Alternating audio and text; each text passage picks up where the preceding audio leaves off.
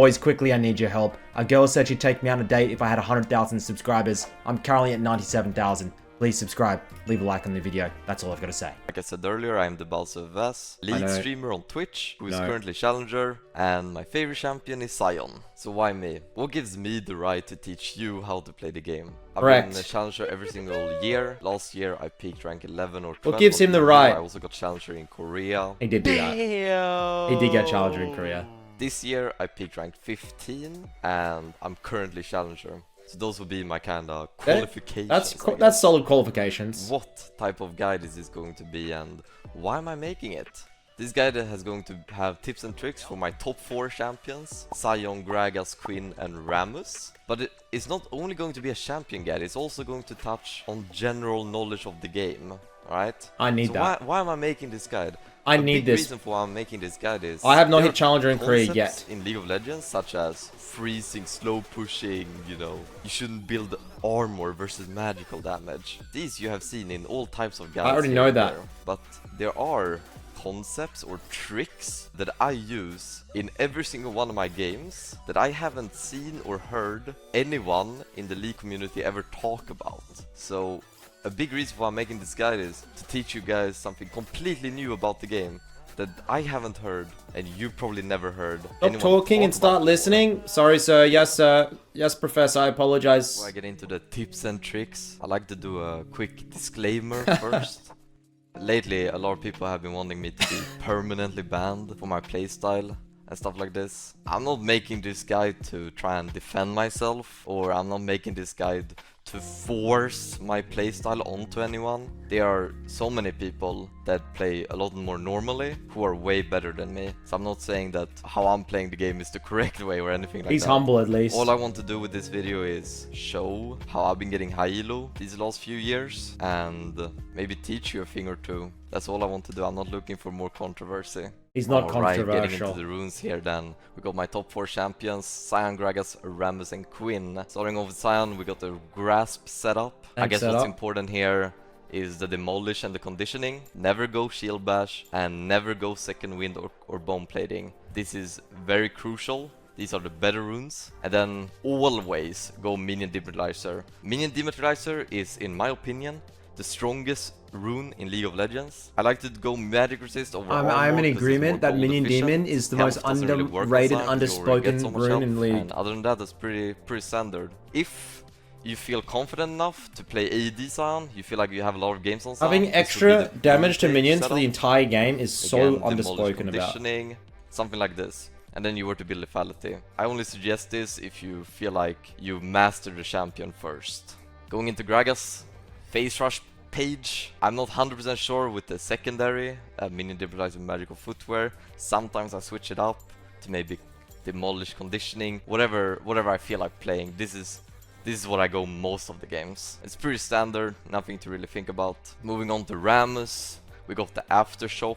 Always needs to go aftershock. Aftershock is very important on Rammus. It helps you one shot into the late game. And here again, minion dematerializer. You want to use them 1 melee, 1 range, 1 cannon. Go double armor. You never want to put yourself in a position where you're playing versus an AP champion. So this is always going to be double armor because it gives more damage. Never pick it in the AP, got you. Going into the Quinn, we got the electrocute page. We're not playing press the attack, we're not playing lethal tempo. We're going assassin Quinn. And this is the rune page I use every single game when I play her. You're playing an assassin, non-ADC.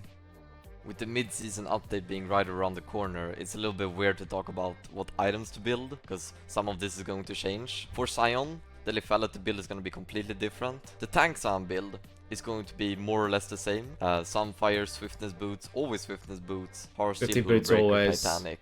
Starting Kull, of course. That's gonna be about the same. Gragas, you wanna start Mana Crystal refillable, and then you wanna go into Lost Chapter and get Ionian Boots, and then you wanna do the book build. So the book build is you stack Fiendish Codexes, multiple of them, because they're a very gold efficient item, and then you get Everfrost somewhere between there. That's also going to be quite the same as after the mid-season update. And then what you want to do late game is you want to finish the books one after the other. So you want to finish to complete, etc. What about the cooldowns? This one is going to be completely different. Rammus, you're starting cloth armor, and then you rush 4 mail. 4 mail is the only damage you have in your kit, so you gotta rush this item as soon as possible. You get Soloq boots for more magic damage. You don't need AP for this to work. And then you rush armor items like Chain Vest Wardens. You get Even Shroud. Even Shroud is better than Jack Show. And then you go into Gargoyle, and then you finish the items. Don't build these items on Rammus. They're very bad, especially Frozen Heart. Never build this. But one thing I am going to never build steel caps. Terrible items you should never build, and these are all the Doran's items, Health Potion, Corrupting Potion, and Control Ward. Why should you never build these items? Well, first of all, they're not very impressive, but that's not the reason why you shouldn't build them. The reason you shouldn't build them is because they all trick. What? We can't build Doran's or Corrupting or Health Pot or Control Ward? No pinks! No pinks! Let's hear him out. System into thinking you have money that you don't have. So, I'll give you an example. Let's say you buy a Doran's Blade, and then you sell it for 180 gold. Then you technically lost 270 gold, but the bounty system will still think you have that amount of money. So if you're even with your opponent in items, but you bought a Doran's that you later sold, the bounty system is gonna give you a bounty, because you technically had a lot more gold. You just ended up wasting 270 of it because you decided to buy a Doran's in the early game. Never build these items on. I never thought about that. I never thought about that. Is that real? I'll give you a pass to buy like 1 or 2 control wards. Who's giving him this information? That sounds smart. Should never buy any of these. With summoner spells, I always go TP. I think Ignite on top lane is a huge mistake. TP will give you way more. So I usually go TP and Flash or TP or Ghost, depending on what champion I play. I never take Ignite. Ignite on top lane is bad.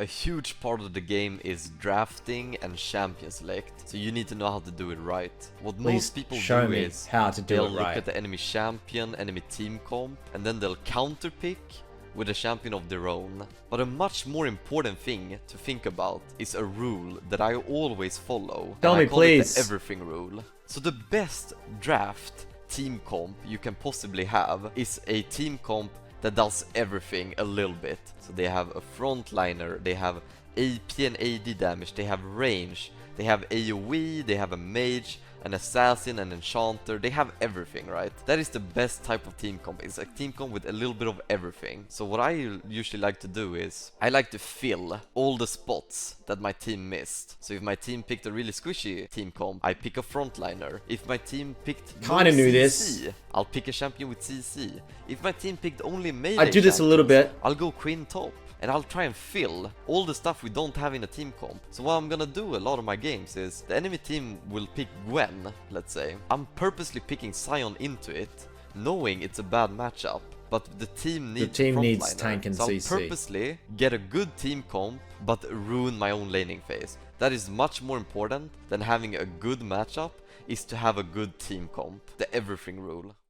Everything the majority rule. of my games, Write that down. 14 to 15 minutes, my KDA looks something like this, or this, or this, or even any of even these. worse than that, yeah. Now you might say, Baus, you're a damn inter, you're a terrible laner, what I are didn't you say doing? it. But you haven't seen the full said. story. Taking a look some things don't need to be said. Same opponent, same timestamp, and then we take a look at the goal lead, and you'll see that I actually have a goal lead in majority of my games, and it's not even a small goal lead. Sometimes it's a goal lead so big that it's hard to even understand where that even came from. So and I will big it's hard to understand. Guys what I do in the first 14 minutes that it helps me get such a big goal lead, even though I die a lot. Finally made it into the game.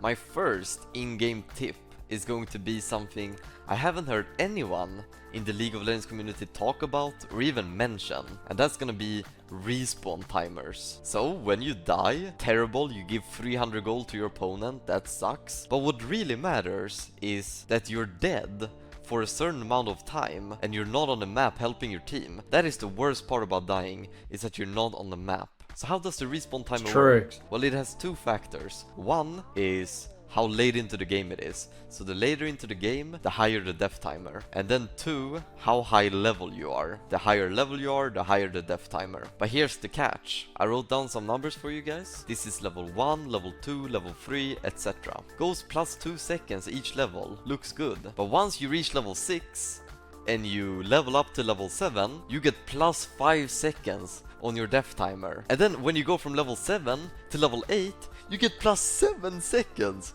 on your death timer. And then it goes back to being plus 2 every level. This goes like this for every champion in the game, and it's really weird. I don't know why it is weird. like that, but it's important to know. I'll explain later how you can use this to your advantage. With this knowledge, you can make sure that every time So you die, never want to you're die not at gonna level lose 6 or an level advantage 7. from it. And you want to solo kill at All 6 I'm or going 7 to because it's say the is worst. bounty Okay. system. The bounty system is completely Didn't broken, know this. and I abuse I'm it learning. every single game. Why am I actually It's quite learning from Thebausffs? complicated, I didn't so think I'll I'd be start learning. off by talking about negative bounty.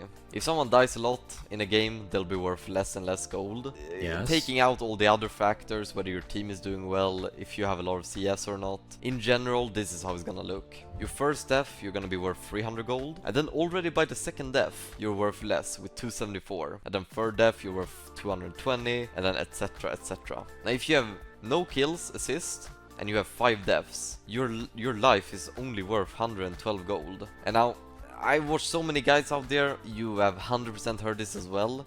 They've said something like, oh, a good player knows how to get carried. If you're having a bad game, play safe under your tower and let your team carry you. That is completely false. If you're going 0-5 and your life is only worth 112 gold, you need to be the playmaker. It is very low risk, because you only give 100 gold, and huge reward. If you're feeding, you cannot start playing safe, because your life is not worth as much, so you need to be the one that makes plays and risks. You gotta be the one risking your life.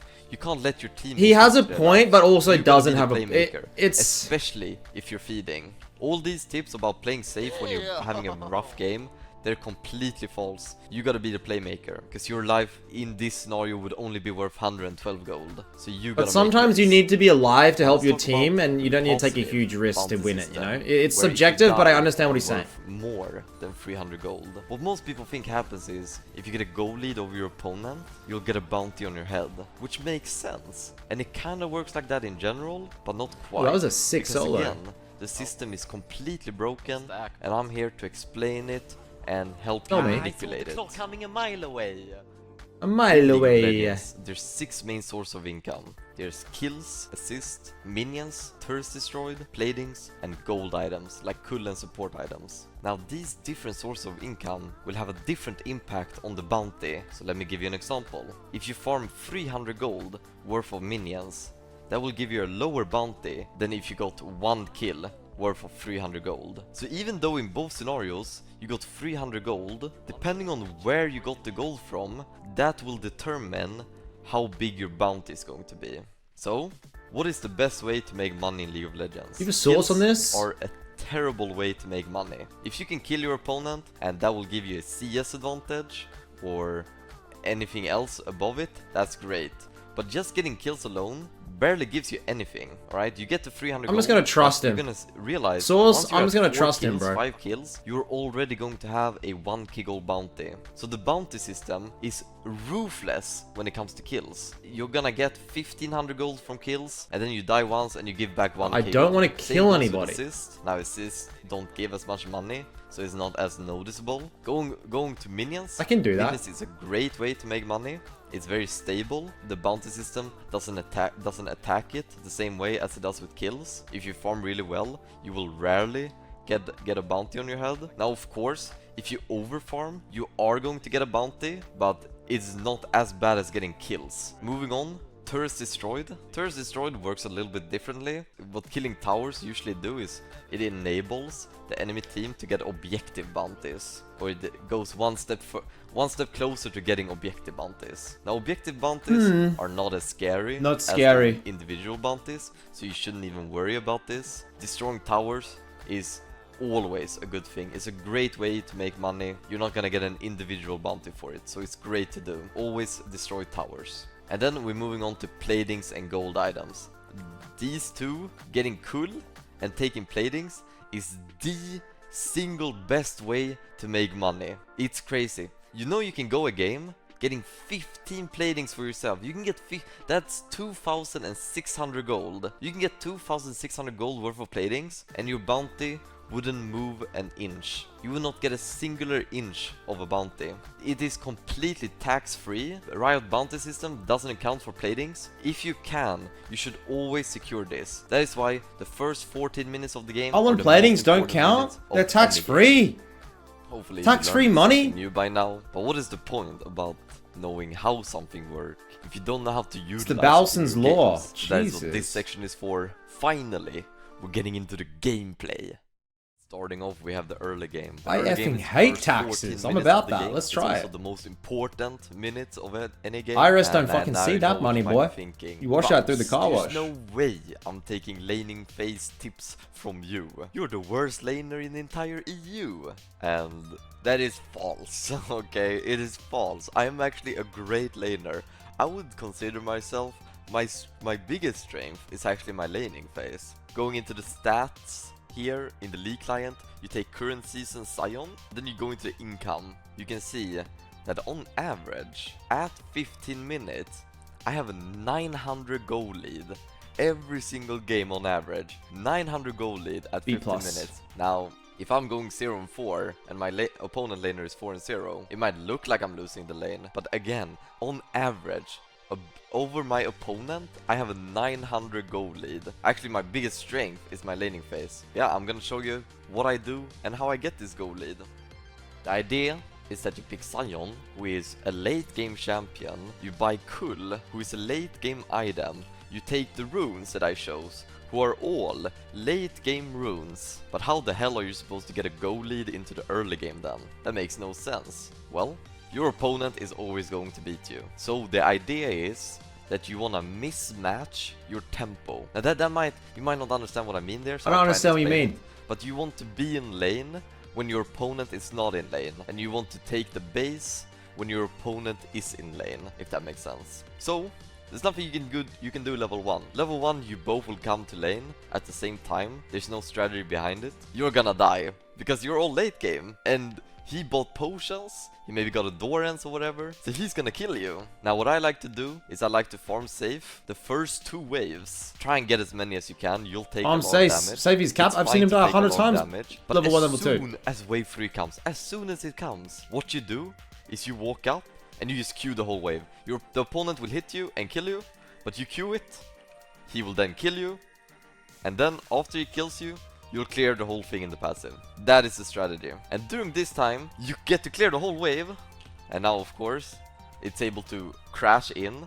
Now it stayed a bit, but it's still able to crash in, right? And now you get a free reset, and you're back to lane. And your opponent, because he didn't focus the minions, he has to clear all of this, and it now pushes towards me. And keep in mind, during this time, even though he killed your entire health bar, you at least did 300-400 damage to him, right? Like, you at least did some damage to him. So yeah, he's pushing all of this, and he's half health or something like that. So now you come back with a item advantage and health advantage. So what does the opponent do now? Well, he has 2 options. He can stay and be at a health disadvantage, and he will eventually die himself because, again, he has no health or no items. Or he can recall and try and TP. If he tries to recall, that's where Minion Dima comes in handy. You gotta hurry. He's recalling. You have to hurry and push all of this. It's very, very, very important you do it as fast as you can.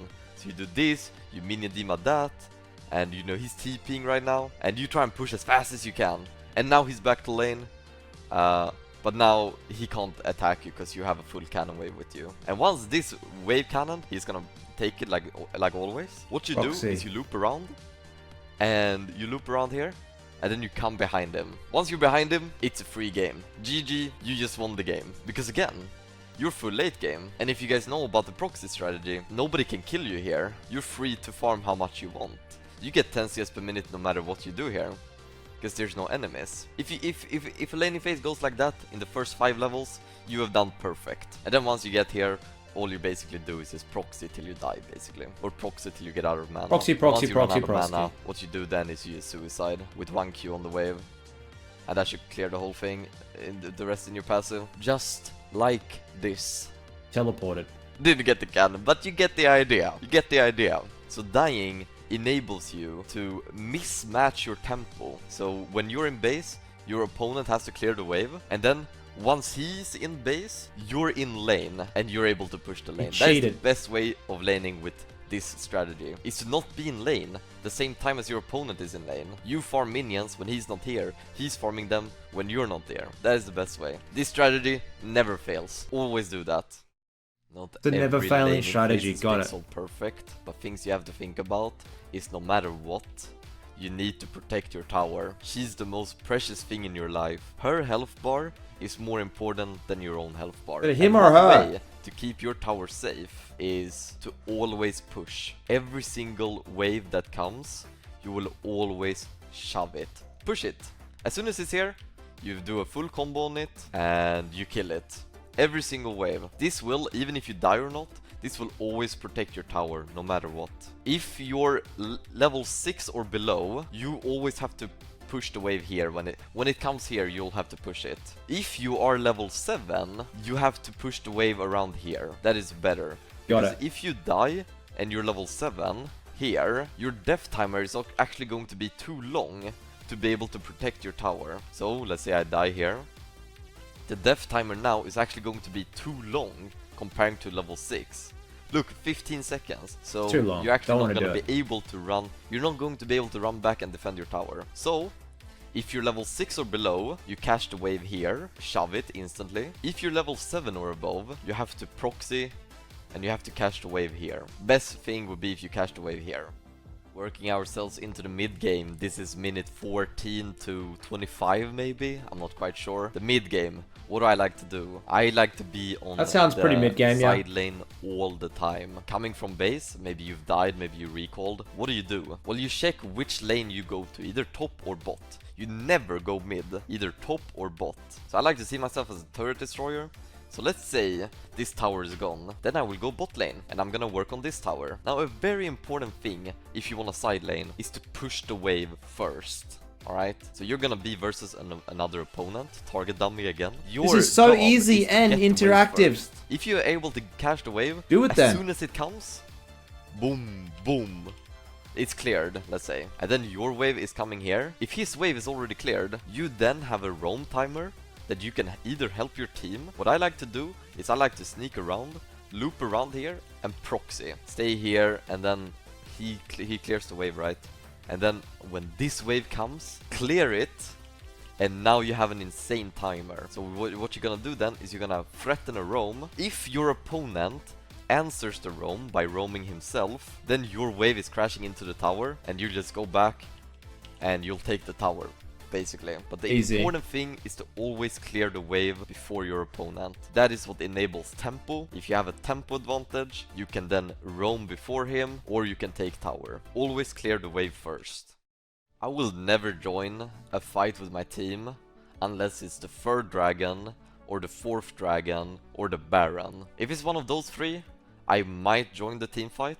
But if it's anything else, 2nd dragon, herald, or what people even like to do is they like to randomly teamfight in mid lane without any objective being on the map. If there's no objective on the map and a teamfight breaks out in mid lane, don't join it. Stay side lane. It's not worth to join teamfights who don't have an objective in them as a top laner. But getting into the late game, after 25 minutes, let's say, you're level 15 or something by then. What do you do in the late game? What You do I come do? from base? Guess what? You still go side lane. You go side lane and you push out. Again, you shouldn't let waves crash into your tower. Here's the thing with late game. All my strategies, you can throw them out of the window now. Because all of a sudden, deaths are relevant.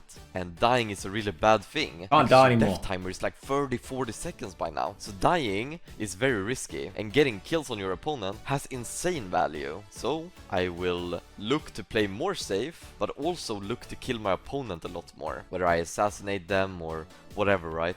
Usually by now, if you have all the scaling set I get it. you will be stronger than your opponent anyway, so you're just gonna beat him most of the games. How do you teamfight with Sion? You always want to flank, and that's a great thing, because you come from a side lane, so flanking is very easy. If there's a fight in mid lane, you will push the wave here, and then you will roll all the way here.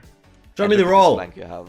You go right into the enemies if the fight were to break out here. So, if you were to teamfight with Sion, you want to flank. I can't ult Always through there. flank. Getting into tips and tricks that help me win the game. I won't go over the normal ones, I'll just go over the ones I see people don't use. So starting off with Sion, getting into the passive. If you're already melee range with your opponent, let me know when don't you come use to your file in less active. than 3. Once they flash away, that's when you use your active ability. Like here, if you're in range, once he flashes away, then you run after with your ability.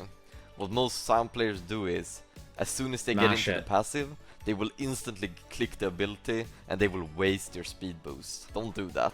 Another thing, close range ultis. If you're close range like this with your opponent, don't just click R. That screws up your camera, it's a lot harder to hit, it's just very sloppy to make. Instead, what you're gonna do is, you're gonna click R plus Q at the same time. R plus Q. Instead of your camera screwing up, it's gonna make this. Much more nicer, a lot easier to hit. It doesn't mess up your camera. He's cheating. It's a weird little bug, I guess you could say. But always use bug this abusing, for banned. range Another account, thank you. Q. And then into another Q or whatever you want to do after that. He's admitted to using a bug, banned him. When you camp the bushes, bush Qs. My signature move is to camp a bush and Q them from Fog of War, right? What I see a lot of players do is they're gonna walk in the bush. They're gonna have their opponent, and they're gonna charge the Q like that. That is not how you're supposed to charge it from the bush. In every single bush, you can always make an extra step. So don't go in here and charge the Q. Always click on this pixel to be right on the edge. Get the maximum. This gives you way more range, right? Every bush has a pixel. You click on it. You're not even in it, bro. And then you get max range. It's way better. Getting into my second champion here, we have Gragas. The thing with Gragas is that he has unlimited amount of insane combos you can make, right? Let me show you one.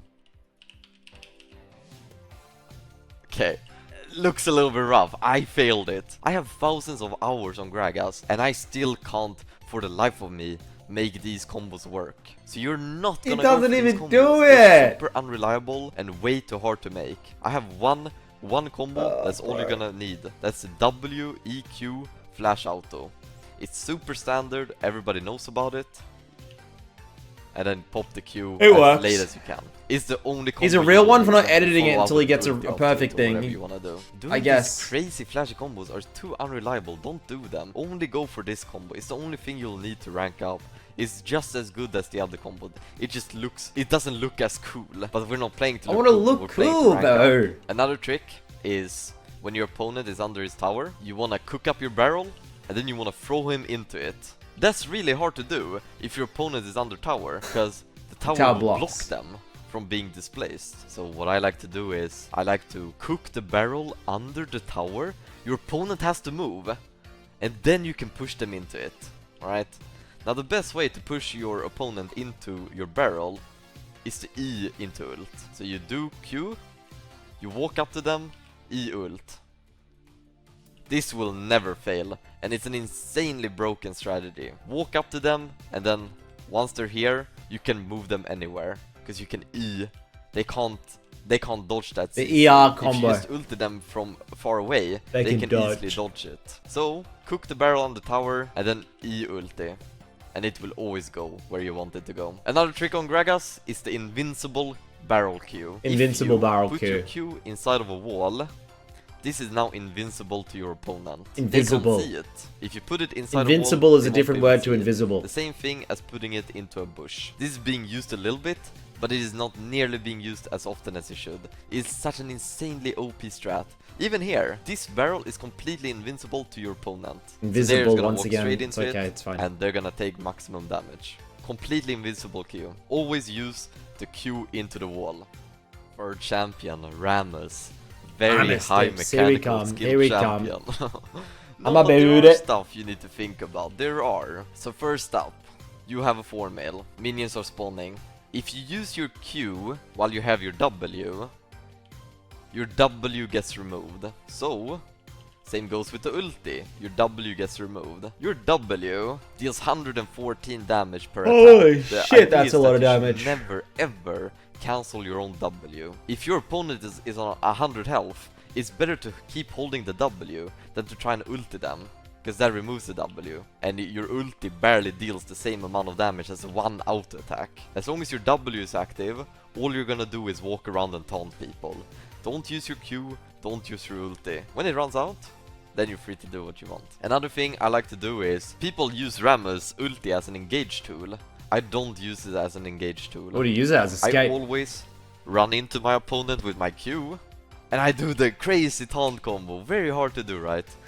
No, but the idea is that once your W gets expired, your opponent is gonna look to kill you. Now they're all gonna jump on you and kill you. That's when you need your ulti to run away. I don't like to engage with my ulti, because I like to disengage. I'm Australian, guys. I'm multilingual myself. Those are like the two the two combos I could find on the champion. Not a very hard champion to play. It's easy champion, bro. Of course, the idea with Rammus is you can't pick it clear into full AD normally. This takes a year to clear. The whole idea behind Rammus is you don't want your wave, your own minions nearby. No minions you nearby. Need the enemy minions to only attack you. Because all of a sudden they kill themselves. You clear the wave a whole lot faster. So that is the one trick I could give on Rammus, is to always be the only ally nearby. So that's the only thing people can attack. Never be close to your own minion wave, in a way. Our champion and final champion is gonna be Quinn, the bird. The combo is gonna look something like this: E claw auto Q auto. So it's pretty straightforward. It is the best combo to make. E claw to get melee range, and then just auto Q auto. This has insane damage. It would always one-shot in the middle and late game. One way to improve it is if you're playing versus someone who you need a little bit more damage to, and you don't need the Prowl's about to get redone, As no? you can see, your E is longer range than your auto. But if that's not gonna be a problem, the range, then what you can do is you can run up, and before the same combo, you auto them first. It's like that. This combo will always one-shot, no matter what. You can do the same combo, but with flash.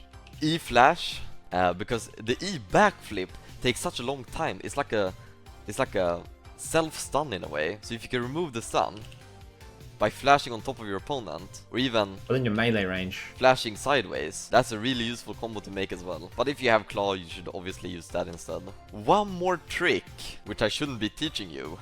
It's a bug. I use it.